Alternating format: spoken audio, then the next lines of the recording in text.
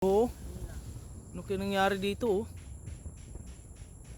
Bali-bali yung mga kamuting kahoy oh.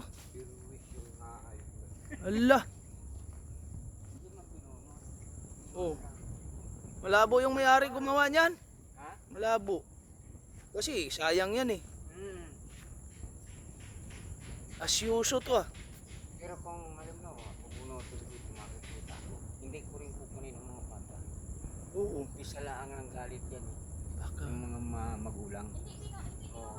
Huwag ka makialam, hindi naman Oo. sa iyo yan. Oo. Kahit kung makita yan, ko rin kukunin. Mahirap na eh.